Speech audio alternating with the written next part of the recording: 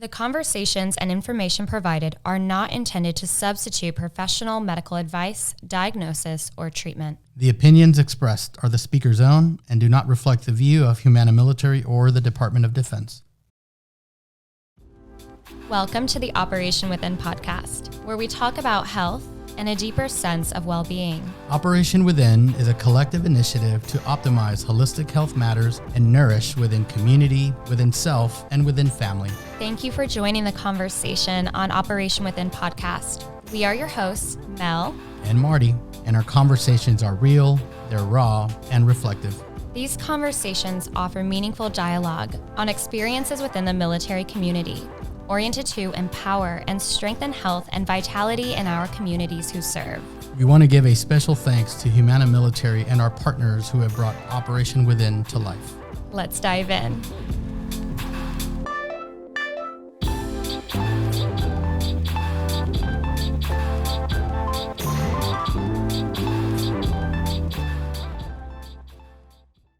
Welcome back to an episode on Operation Within.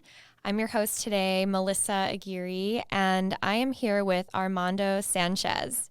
Armando is an Army veteran and a father of two boys, Gabriel and Gage. Armando joined the military as a paratrooper due to his obsession with flying and contributed to OIF campaigns. As Armando returned from his last tour, he got lost in the personal turmoil through mental disorders resulting from war and the disease of addiction, trying to find resolution with the issues derived from the inability to face reality and responsibility. Armando ended up with unhealthy behaviors, unresolved childhood issues as well, left behind by neglect and the lack of family and a positive role model. With that lack of family, a loving environment, and moral support, Armando became a child looking to fill those voids with bad choices. Armando's qualities and traits became an asset as he turned to recovery within the VA healthcare system. On April 17th, 2013, Armando decided to stay clean and help others do the same. Armando has since achieved a Master's of Social Work from the University of Texas at San Antonio and serves on several boards through the recovery and higher education environments. And today, he is a veteran peer recovery support specialist at Rise Recovery, focused on working with veterans and increasing veteran population from 5% to 10%, as resources are available now to serve more in the military population and veterans in need of mental health services and recovery. So I am so excited to be here with you, Armando. Thank you, Melissa. I'm excited to be here. I wanted to thank Operation Within and Rise Recovery for giving me the time to away from work to make this happen. Well, we are honored, and I think that today is such a valuable and meaningful and long needed conversation to hold. And we just really appreciate your vulnerability, your openness, and your courage, and just leading the way in this, especially with Rise, to bring this to more veterans and the military. Because, you know, we were talking before the podcast started, and it's like, in the military, it's so loud around, you know, warnings of alcoholism and addiction and, you know, all the symptoms. And it's like, be aware, but really looking at the full picture of the underlying and how to receive support. So this is definitely a conversation that I've been very excited to have. And I want to invite you to share a little bit of your story. Absolutely. Thank you. When you talk about the underlying issues, that's something that I learned in social work school, if you will. I knew that there was something wrong with me when I started focusing more on cocaine. It first started with marijuana at the age of 13 until I was 26. I actually took my last puff, if you will. And I just looked at the marijuana cigarette and I said, I just don't want to do this anymore. But little did I know what was around the corner, and it was cocaine. So when you talk about the underlying issues, see, I was raised by my grandmother, and I hardly knew my mom, and I never knew my father. So as an only child with no siblings, I felt that there was something missing. And I always looked at my friends down the street and my school friends, and I knew that I wanted brothers and sisters and a mom and dad, and I knew that I had something missing. And since my grandmother was so old, she was about 68 when she got custody of a 6-month-old baby, and she took me home to raise me. And I always thought to myself, my mom's so much older than everyone else. Well, little did I know that she was my grandmother, and not my mother. So what I started to do is compare myself to all my friends, and when I felt that there was something missing, I started to use the external to fill the internal. And some of those choices led to, pornography and masturbation, and that was kind of my first drug, right, at 11 years old. And of course, all of this played out in my step work, right? The recovery community talks a lot about the step work, and the step work is just basically a way of us finding out exactly why we did what we did at such an early age, instead of becoming, used to using ourselves to fulfill our needs of contentment and pleasure and happiness. So those external things became more important in my life as a child. And then at 13, when I was introduced to marijuana, I fell in love. And it wasn't like marijuana nowadays where there's like 3,000 versions of marijuana and flavors and all of that. Back in the day, it was just a joint and that you rode with zigzags, and like that was cool, right? I was 13, and we used to skip class, and the way it made me feel, like it helped me like forget about the fact that I was an only child, and I didn't have a mom and dad, and I was different from everybody else, and so what it did is it helped me cope with life, right? My unmet needs, and little did I know that later I would kind of find out about the psychology of it all. But as a child, I just kept being a kid and making these decisions to hang out with my friends, and some of them grew up out of that, and they became successful and they grew out of their stages, if you will. But I was one of the ones that didn't. I became so close to one of my friends that he became a Marine, and his name was George, and he actually committed suicide with using heroin. So when he committed suicide, we didn't know that it was suicide because we found the notes later after. It was about a week after. So his mom had asked me to bury him, right, to be a pallbearer. And I said, you know what, I'll do more than that. I'm going to join the military in his honor. And so when I did that, I was about 31 years old, and I just wanted to do something different with my life. I was working at Hyatt Hotels for about 14 years, and that employment came to an end because of cocaine, because I was given a UA. I failed the UA. I was given another opportunity to take another test 3 days later, and somehow, some way, I just couldn't stop doing it. So I think that addiction is kind of one of those things that's misunderstood by a lot of people. The stigma behind addiction kind of puts us in a situation where we don't want to talk about it. We kind of hide. We don't ask for help. And in the military, I think that it's probably even a bigger problem because we're kind of trained to tough it out and drink water and do some push-ups, and that doesn't work with addiction and drug use and alcoholism. So we were just having a conversation at a staff meeting earlier about suicide. So that's one of those things on top of addiction is that people don't like to talk about, but I think it is important.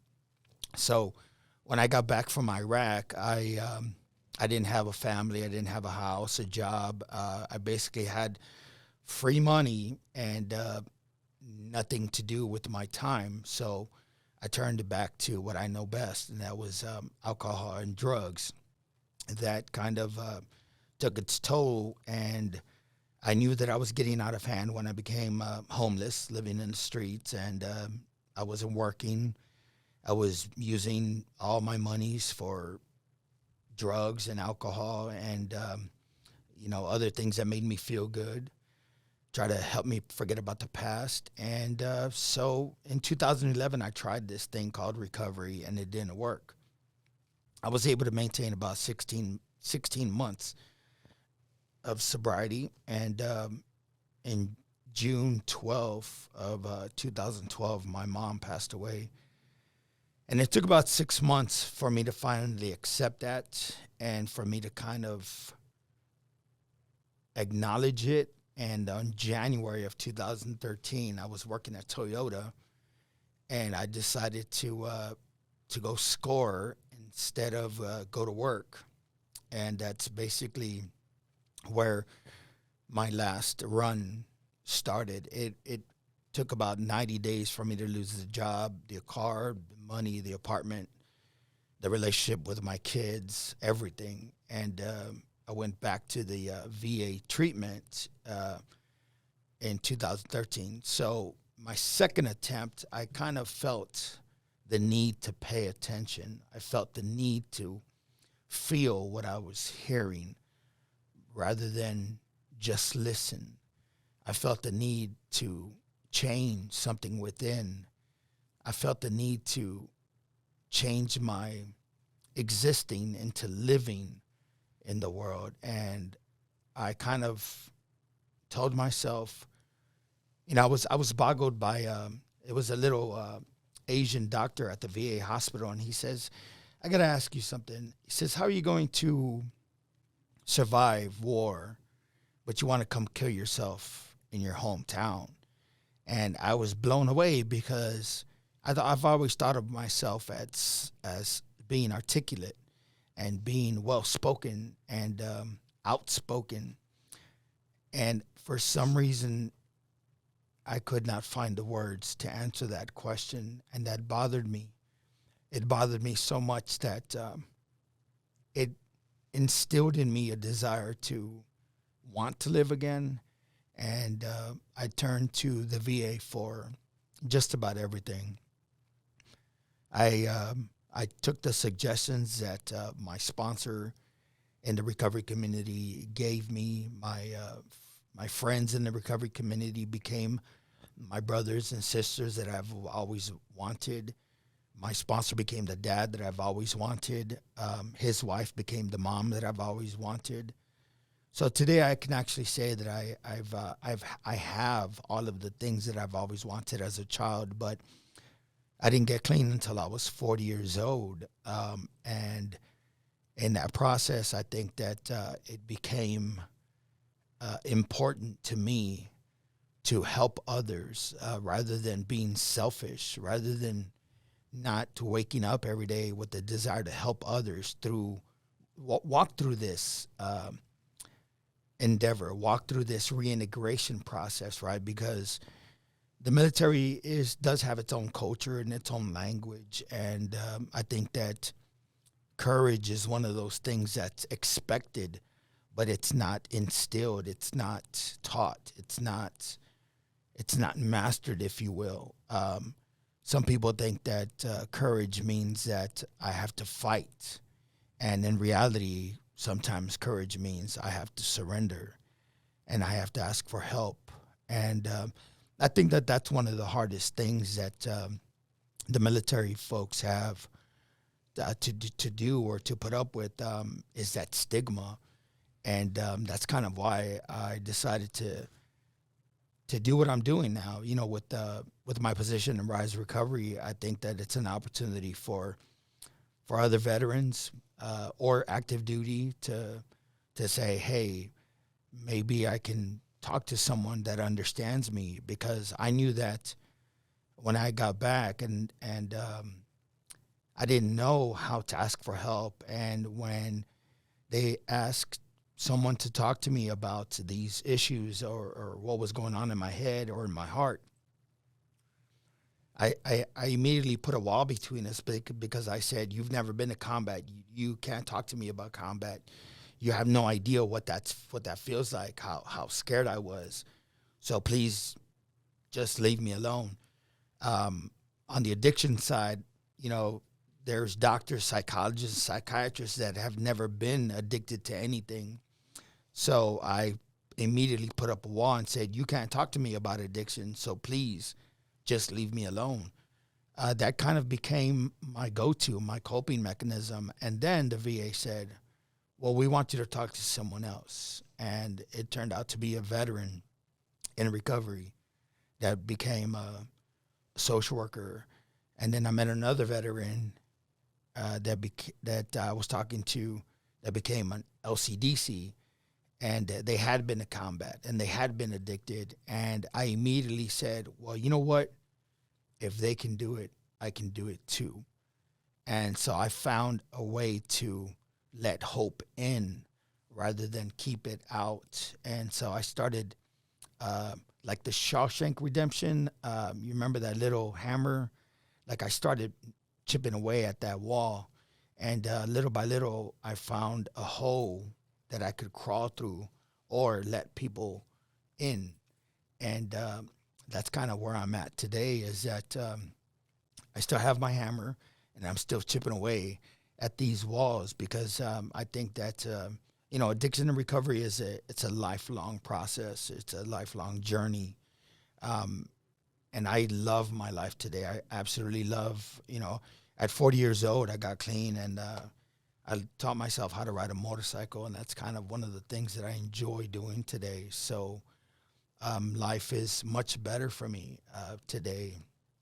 So wow. Was there... Yeah, no, that was unbelievable. Thank you so much for Absolutely. sharing, because you had so many powerful pieces of that I think you gave words to experiences that many can't articulate but can resonate and recognize themselves in, whether you're in your own recovery or maybe you're a loved one of someone going through this. Sure. And you pointed out such a brilliant aspect of how those, I remember years ago hearing this term of like the wounded healer, or it's like the one who's been through it. They've walked through that desert and then they go back and guide people through the desert, right? Sure. And it's like through that pain, you've alchemized it into wisdom.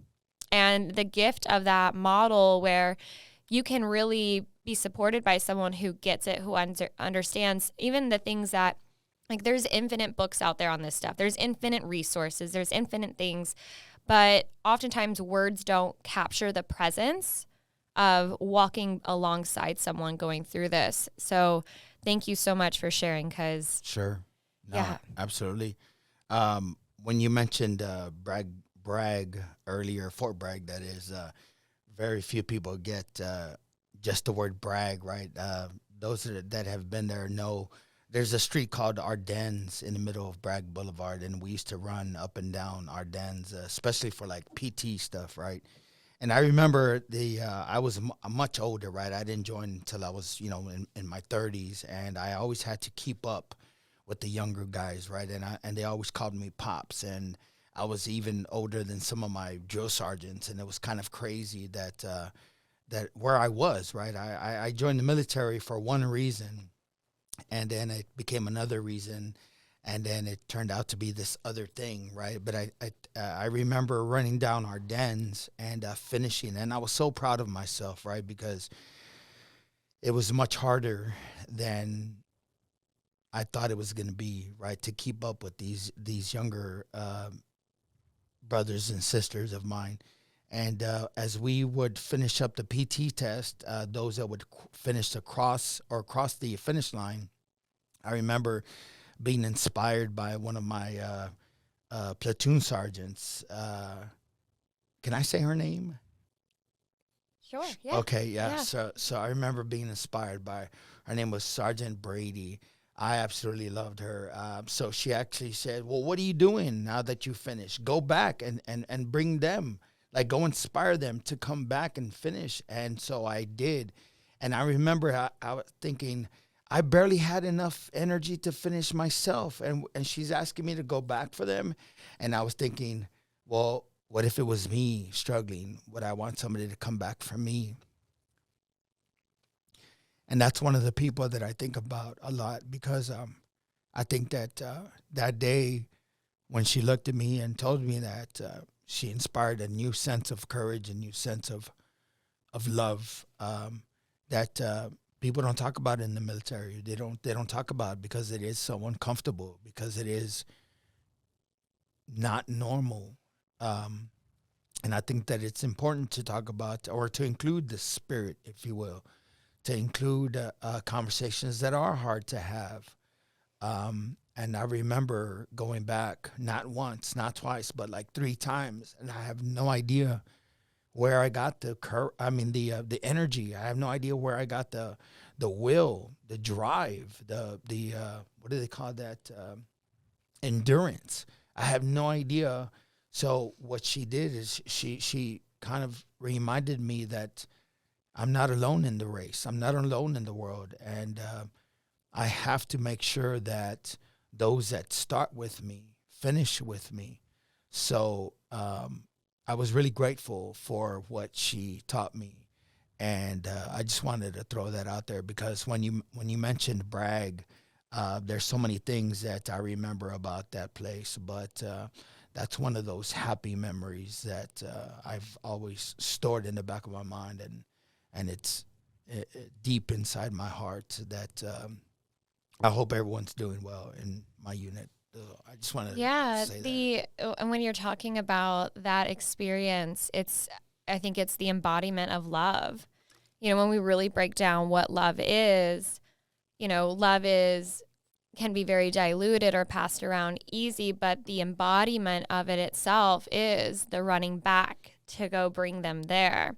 It's the sense of camaraderie and connection. And I can see how also in the recovery community, in my experience of working with Rise Recovery specifically and others that are in that process, that the community built with one another, the family built with one another to support and hold space. And, we talked about the it takes a village concept, right? Sure. And how, it's like when it's easy to get in the mindset of I'm going to figure this out myself and I don't want to ask for help and what would people think? And I always love, there's a quote and I'm going to probably butcher it, but it's basically along that lines of, those who, or people think bad, or people who think of you, if they don't think about you good, they don't matter, but those who matter will think about you. What is that?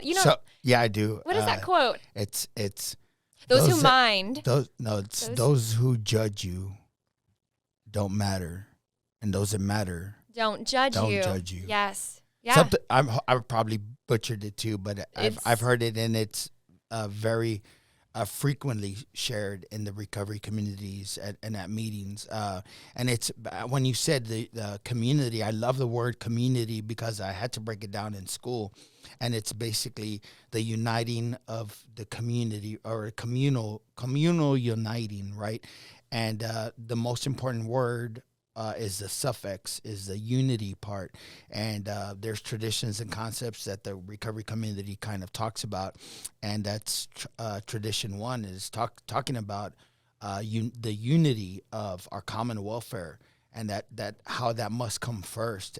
And that's basically how I live today, is that I can't put myself first. I have to, with the help of God, I have to be able to see that I'm not alone, right? I'm sharing the oxygen with other people, right? And I have to include the trees that are providing that oxygen. So I'm kind of like a part of this whole living thing in the world. That's from the water above us in the clouds to the water below us in the rivers. Like, it's all one living organism, and we're all a part of this one thing that's so immense and just powerful, and I think that it's important for the individual to kind of incorporate that spirituality aspect. And that's what we do at Rise Recovery, is we help the individual find a path that works for them.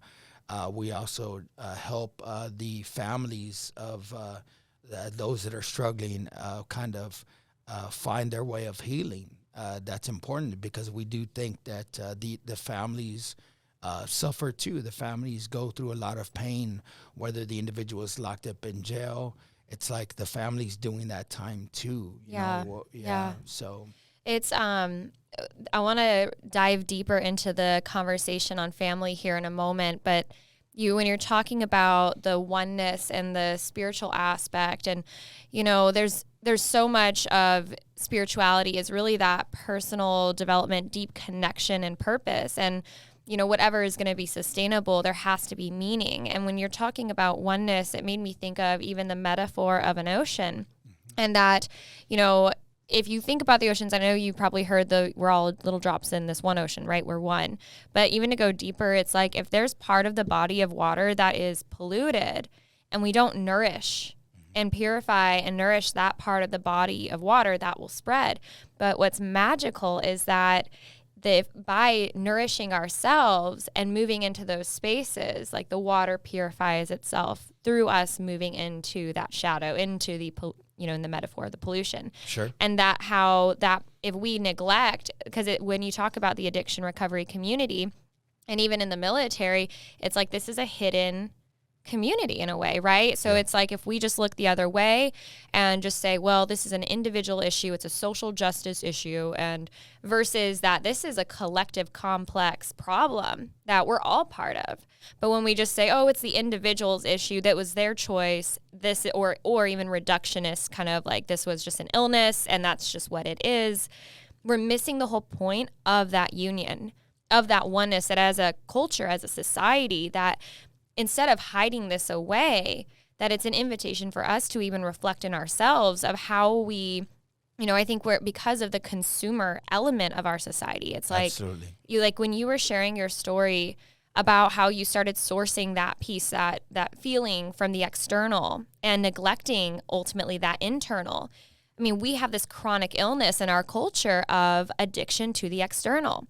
And, one thing I'm sure even with Rise, it's like, yes, we can focus on substance abuse, but there's also this element that somebody who can be at the top of the social pyramid as a business owner and, but have the workaholic aspect and neglect their family, neglect all these things, to, the somebody at the very bottom, homeless and haunted drug addict, right? That you see, it's all the same of addiction and this need of consumption. Sure. And there's a quote that I just love, and it's by Deepak Chopra. I don't know, Chopra. But he says that addiction is looking for God in all the wrong places. Wow. That's absolutely, I couldn't have said it better. I think that it's spoken in our steps, if you will, and different paths of recovery have different steps. Rise Recovery has its own 12 steps, but that higher power seeking is part of it. And when you said that, it reminded me of my troubles with growing up. I know that because of the way I was raised, like, we went to church when there was a wedding or a funeral, and we sometimes went to church on Sundays when there was a need to pray. And I grew up with a very condemning God. I grew up with a very punishing God, right? And so the last thing that I wanted to do was talk about this God piece when I had to. But walking through that again with my sponsor in the recovery community, I was able to see that I am worthy of the love that I was always not given. I am worthy of the family that I never had, and that I am worthy. Like, something kept me alive in the military. Something kept me alive before the military. Something kept me alive after the military, for a reason. And that reason, I used to think, was, oh, so I can see my kids again. And it's not really that at all. It's so that I can help others find a way out of that hole that they've dug themselves in. And I can kind of say, hey, let me jump in this hole with you, right? It's like that snake pit that they talk about. And the person inside the hole is probably saying, well, what are you doing? I asked for you to help me get out of here. And the person that jumped in the hole says, oh yeah, I know how to get out of the hole. I was in this hole before. So that's kind of what we focus on, is that healing process of spirituality and whatever the individual wants to do with their life, right? The recovery plan, if you will, kind of, you want to go back to school, you want to help other people, you want to stay out of jail, we can help you because we've been there, we've done it, and we like doing that. So it's making me think of too, when you talk about the different steps, how with the work that I do with yoga and mindfulness, you can take the yoga practice and teachings and put them into 12 steps. Like they all, absolutely, it's such a beautiful model that is so inclusive to people of different paths. And, it makes you think, when you're talking about the condemning aspect of spirituality, that sometimes, and I've actually seen this because I've worked with people on like smoking cessation and different things like that. But it's like, if there is shame that is affiliated with a behavior, and you start to carry this shame, you start to identify with this shame. Part of the reason I think it's difficult to break out of habits or whatever is because when it's tied to shame, the moment that you're human and you make a mistake or you feel bad or something doesn't go your way, we default into those coping behaviors, or our adaptive behaviors. But it's like, when we can start to look at it, it's almost like the shadow's loud until you start to look at it and you're like, oh, you're like a shadow. If I just get out of this sunlight like this, I can get rid of you. Absolutely. But if we're just avoiding it and creating all this shame and all this narrative around it, all this meaning and this drama, versus like lay the armor down and sitting and being held and connected, it's like we can start to take that baggage off and take it a step at a time. It's absolutely. And I agree. And what I like about Rise Recovery is they incorporate what we call education classes. These education classes talk about like resentment and forgiveness. We talk about substance use, like we try to educate how substance use affects the mind, body, and spirit. We talk about family dynamics, like what role the individual plays in the family and how that can affect our decision to kind of use and keep using, regardless of the negative consequences that come with that. We talk about many, many things that kind of help see that the drugs really aren't the problem. The drugs are just but a symptom, right? We have to get to the core of why the individual decided to, get a second DWI. It's like, okay, you ever heard of touching the hot stove? It's like, when they tell you, when a waiter tells you hot plate, they specifically tell you hot plate, right? Don't touch the plate. And the first thing we do is we touch the plate. So the way my mind especially is like the addict says, okay, well, if you told me not to do something, guess what I'm going to do? I'm going to do exactly what you told me not to do, because I just have to. I have to experience it for myself. The thing with my addicted personality is that I don't learn the first time. I have to do it twice, 3 times, 4 times in order to say, oh yeah, that didn't feel good. I remember how that felt. So I'm gonna stop doing that.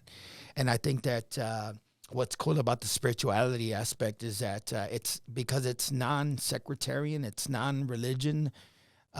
It's our ability to say, okay, look, I know that there's a sun and a moon out there in the sky, right? And I know that I didn't put that there. So something more powerful and greater than me, something I can't even imagine, put it there. And it's there for a reason, right? And it gives me life, and it gives me the ability to breathe and live. And so, you know what?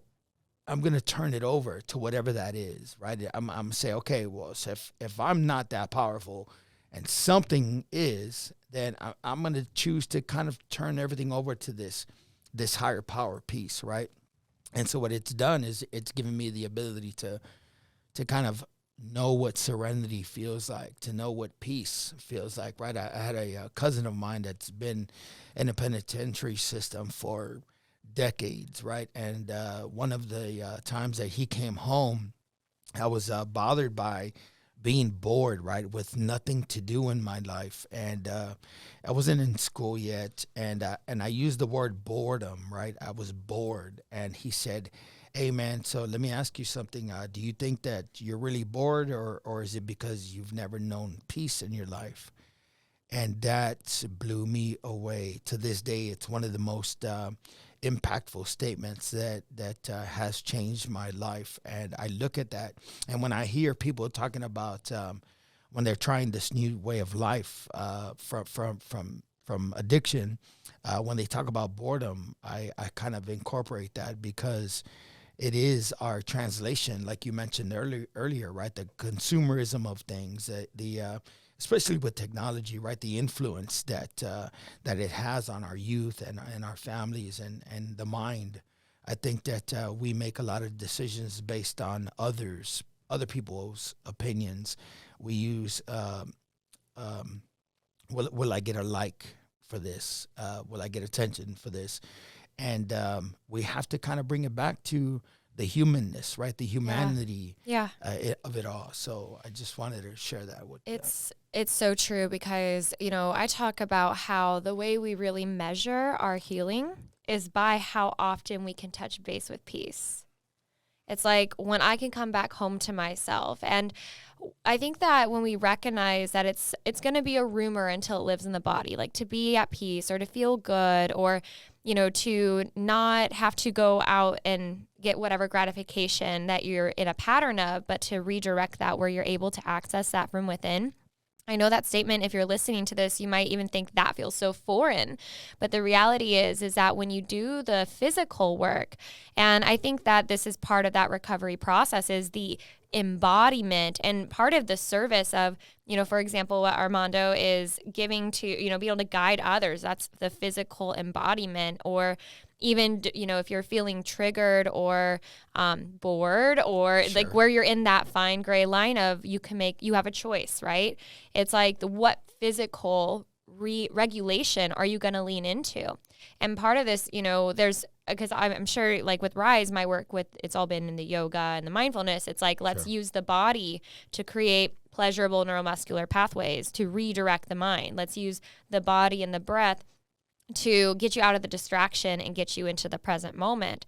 And then it goes deeper from there of then we can start to be aware of our thoughts and then access discernment and then access peace. Absolutely. Versus just saying, well, why can't you quit? Why can't you stop?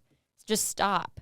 It's not that. And when you actually go into the neurobiology of substance abuse and recognize what it does to dopamine, or it's like, just imagine. I'll use a quick example, and I would love to hear your thoughts on this, because this is how it was taught to Absolutely. me. I have some. Years ago, it was like, okay, so when you look at the example of the first time doing cocaine, well, okay, I guess like to bring it more into gauging, like the best meal you could ever have, imagine eating that. Your dopamine goes up by 50%. And then it's like, then the next thing is like, think about how it feels to have an orgasm. It's like dopamine goes up 100%. Sure. Now, first time doing cocaine, 325%. So just really pause and think about that, how much what that does to the body. And then, meth, it's 1,200%. And then when you start to expand the barometer of your neurotransmitters to that capacity, imagine how you would regulate after that. It's a whole... It's not just as simple as saying just stop. Absolutely. And I'm glad that you mentioned all of that, because in my learnings with the psychology of it all, there's a word that I learned early in my social work studies. And so there's a word called synapses, right? And it's how the brain, the highways of information work in our brains.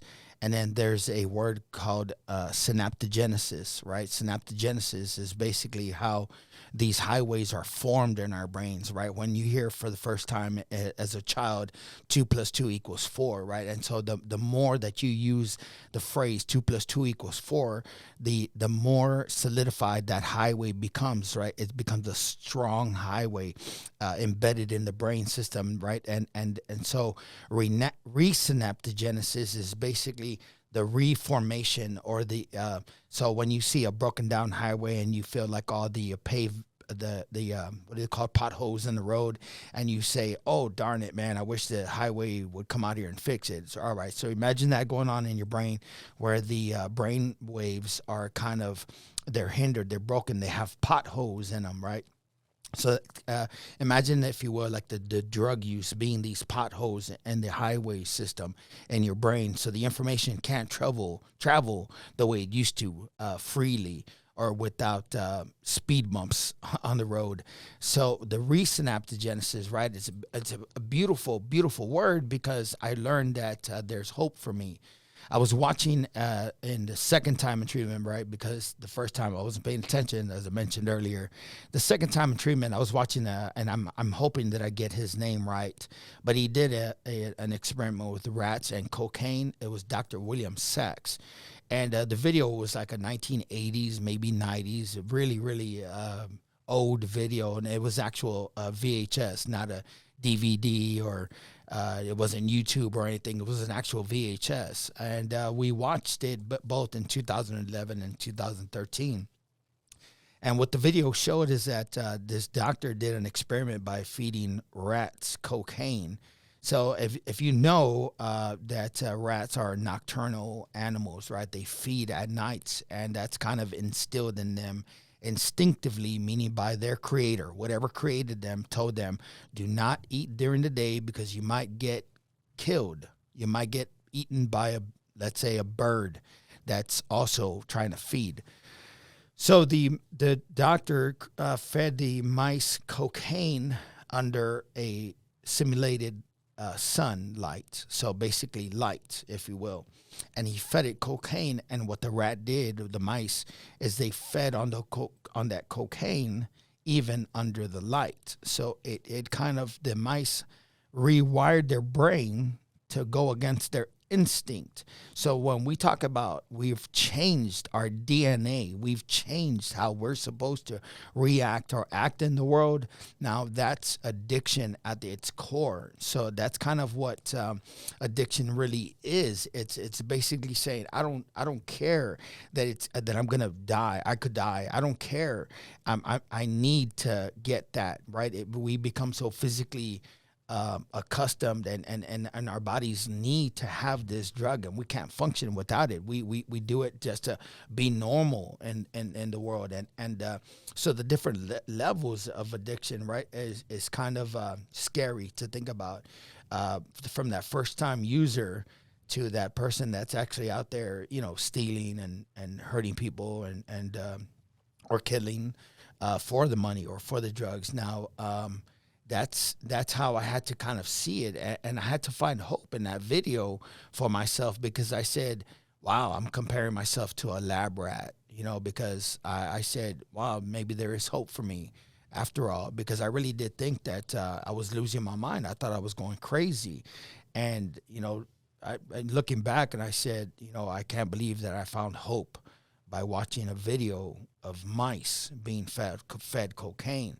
So it's all of this put together, and that's why education is so important, and having these conversations is so crucial and imperative, so that way that change can start taking place, the normalizing the recovery rather than focusing on that stigma and the negativity of it all. So, yeah, and just putting it under the rug, because when we realize, like, the body is so resilient and so adaptive, and you're talking about the synapse, and we're talking about neuromuscular patterns and changing the nervous system essentially. So instead of reacting to those reactions, you're starting to regulate and respond.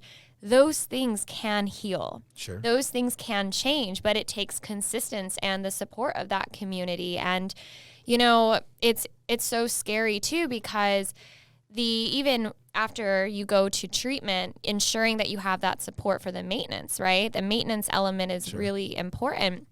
And, I think that we could spend forever talking about this, because, and you're making me reflect also when you're talking about it, that addiction ranges to so many things, and it can also range from something lighthearted and social that ends up in an accidental overdose. Sure. And I've lost someone from an overdose. It's like, it's one of those things that when we, as a community, again, looking at this and talking about it takes a village. I think that it's a really important thing for the support to, like you're talking about with the normalizing addiction recovery. That recovery and getting support is it's the hope. It's like, I love your what is that movie you just said with the little hammer? Shawshank Redemption. Yeah, the hammer example. Hammer, it's like we all have hammers. It's just sometimes we need a little guidance on where to start. And the beauty of beginning where you're at, that you don't have to show up at like some capacity of healed, or like there is, just show up as you are and the healing can begin. And there's supportive communities. But you're making me also remember, I want to definitely go into talking about families, because when you said earlier about the education, like how important education is. And I think whether you're somebody navigating alcoholism or these, like it's for you, or maybe it's a loved one and you're listening to this, understanding these things can help, I think, aid a little bit of compassion and understanding, because sometimes as the loved one, it's like, well, what am I doing wrong, or I screwed up? And I've heard this concept for parents navigating with their children. It's so if like a family member gets an illness, whether it's cancer or some type of illness and they're hospitalized or whatever, it's like the community will rally around that family and support. But if it's the family has somebody navigating addiction and they're going to treatment, it's like everybody's quiet about it or talking about it, not to the actual, like no one's rallying. It's like, and how do we normalize and break out of that? So as a community, we can help rally and rehabilitate and support, and especially the family members, especially helping parents relieve that belief that they were the ones that screwed up. Like as anybody, as parents, as teachers, like we are all human and we only know what we know. And I think that recognizing that piece, we can let go of the blame. Because if we just stay in the blame and trying to solve and intellectualize versus actually holding space for the real issue at hand, it's like we can step faster, deeper, and stronger into the healing by just being present with where everything is and letting go of all of those, that stigma that it paralyzes. And I'd love to hear what you have to say on the family aspect as well. So the family aspect, I think I'm reminded by something that recently happened. I have a friend that recently got into the recovery process, and the first thing that he shared with me is that, and it reminded me of me, because the first thing that he shared with me is that he did everything that he did. We're talking about illegal and immoral and all that other stuff. And he couldn't believe that he did it. And he said that he did it because he was following his closest friend. He never had, and I remember this part of it, he said he never had someone to kind of walk him through this, right? And he had his dad. In fact, his dad was like in the other room. And he told me that he never had a big brother to kind of teach him, to walk with him. And so when I kind of excused myself and I went to go talk to his dad and his mom, right, because they're both sitting there. And when I said that to the parents, the mom looked at the dad, right, and said, like, with this look like she had no idea that her son, her oldest child, was saying that he didn't have someone to look up to. And it kind of goes into like the culture thing sometimes, and then also the poverty thing, right? Dad and mom both have to work, and they can't be there all the time for their kids, right? Some of them work 2 jobs, and it's understandable.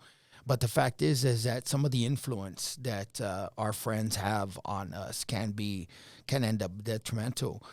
So when I went back and I talked to him, I said, you know what? So now you do have a big brother, man, and that's me. And he said that he's going to come back, right? So I'm looking forward to that. And I think that when we look at the family dynamics, right, it's important for us to see that we all do play a role in that family unit. And it's important to know how we can help each other in that family role, right? And then as a family unit, get the help that we need, right? Whether it's the individual with the addiction or alcoholism. And it doesn't have to be drugs, right? It could be pornography. It could be gambling. It could be, Now it could be gaming, where they're gaming all day and they're denying the rest of their responsibilities, or just anything that kind of produces unmanageability in life, right? So it's important to have these conversations as a family, as a whole. So we at Rise Recovery, we do offer treatment for the family, right? Meaning for mom, dad, and the brothers and sisters, both older and younger. And then we provide, of course, healing for the individual through, of course, finding that path that makes sense for them. We offer a step process, right? We have our own 12 steps. But it's all in the means. It's all geared towards finding out what that individual is kind of lacking, and what that individual needs in their lives, and what that individual wants to do about it. It's true. And one thing I want to acknowledge that can be a challenge, like if you are, let's say you're the military spouse and your partner is going through these things quietly, but if it gets out, their career could be compromised, right? So you'll see spouses carry a lot of secrets and protect their partner. And you even see this in domestic abuse and violence. And because I know that also with addiction, there tends to be a higher risk for domestic abuse. But the reality is like so many are carrying these quiet stories to protect the career. And that is a big piece, I think, that comes with the military and stigma, where, once you get out of the military, maybe as a veteran, recovery is a little easier versus if you're, a commander, you're in leadership, or you're in a specific position that if that came out, it could compromise your clearance, right? Like there's so many pieces of that. And I'm just curious, because I know that is the solution. What's the solution? I don't know, but what are your thoughts? I don't know about the solution. I think that's above my pay grade, as they say in the military. But I'm eager to have these conversations with. I'm a part of this thing called ACOG, and it's the Animal Council for Government, right? And animal area, and basically there's all types of organizations, and even the city. I've having a conversation last night with we're even hoping to see that something happen for first responders, because there's stuff happening in our local sheriff's office, our police departments. There's these things are happening all around us, and like you said, that stigma or the possibility that they might lose their jobs, and they are losing their jobs the minute that like you said, the commanding officers find out that there is a problem. They're released. They're discharged from their jobs, and some of them are long-term employees. But we do have to provide these types of platforms and these types of arenas or areas, so that way we can have these conversations. How do we provide these services to our government officials, right? Like the sheriff's department, or our city officials, like in the police department. Do we call Mayor Nelson or former Mayor Nelson Wolf, right? The what is this title now? County judge. Who do we call? Who do we contact? Well, I wonder too. It's like, I think that the preventative aspect is so important, because, we're talking about first responders now, and the amount of trauma that is on the day to day. And if people really would pause and think about what these people do day to day, that's going to impact the nervous system, right? Absolutely. And then in the military, you look at a lot of the lifestyle, lack of sleep. There's all these aspects that, it's, again, what is it doing to the nervous system? So looking at the prevention aspect, and I know, my other co-host, Marty, who is not here, we've talked about this problem of the issue of toxic stress, the issue of prevention. Like, how are we changing the culture and the lifestyle for the profession itself, that we're, instead of just doing briefings, right, which briefings are important, yes, but how do we actually provide, maybe it's partnering with organizations like Rise and having the education to be able to cultivate healthier adaptive solutions, whether it's for first responders, military,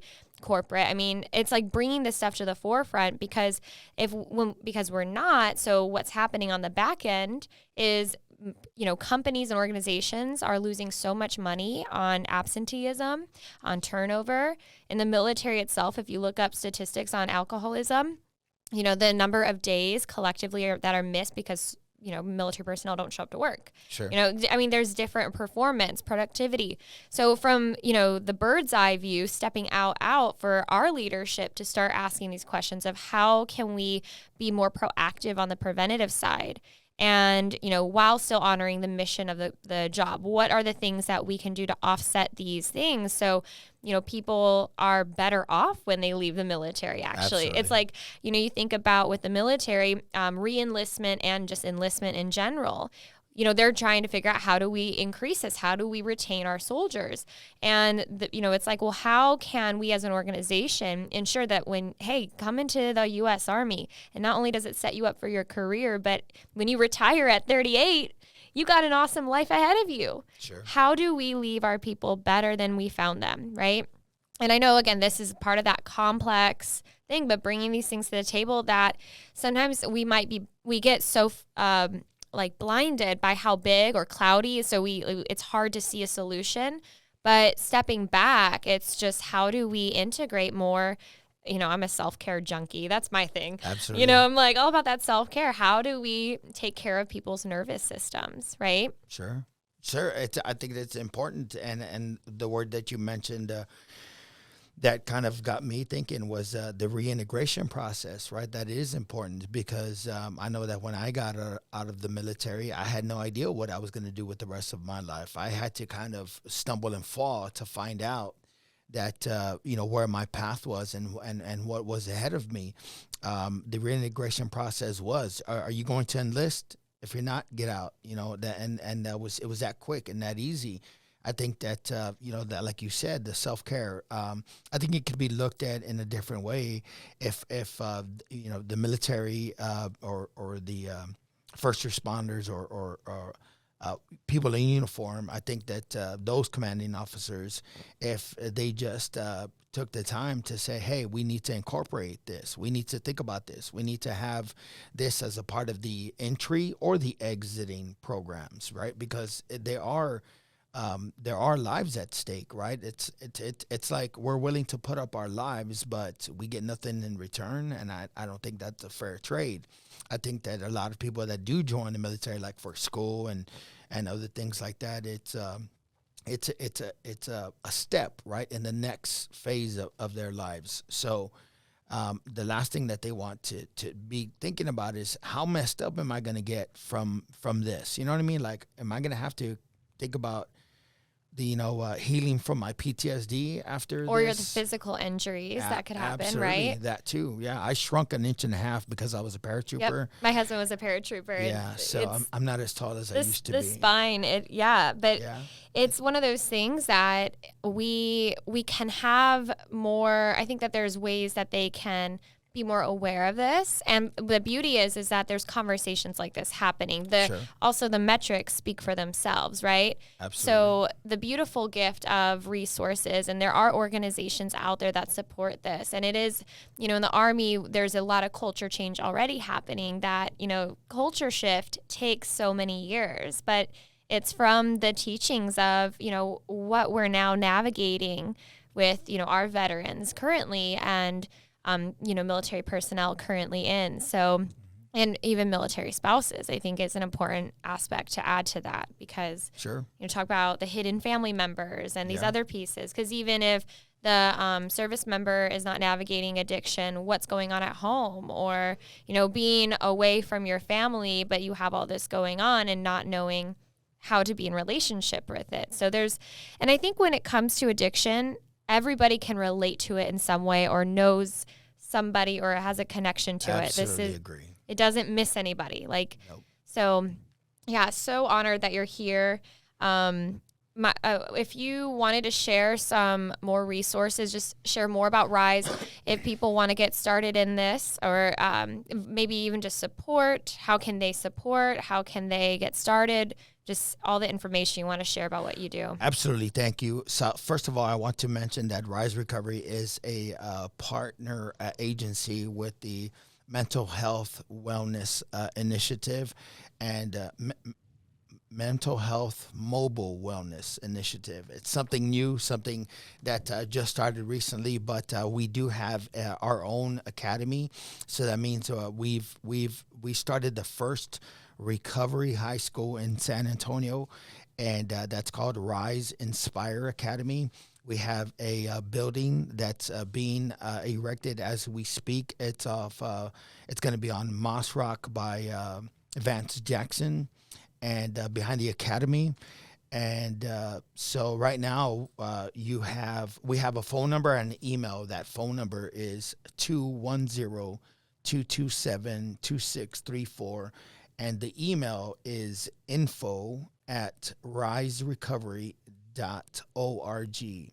So apart from that, my name is Armando Sanchez. I'm one of the peer counselors. But with this new veteran focused program, I think that we're going to be in a much better place a year from now if we get more people on board, and we have more conversations like this that says, hey, we're here to help not just the veteran, but their families, not just the veteran, but the service member that's still active duty, that service member that just came home from a deployment, that service member that just got off that plane from Afghanistan. I mean, there's still so many things that are happening now that we won't know the effects of for years to come. And that's why it's important to do the research, right, in social work, to do the research with the psychology bit, to do the research that provides the information and the data that we need to say, hey, there is a need, there is a demand. So how do we approach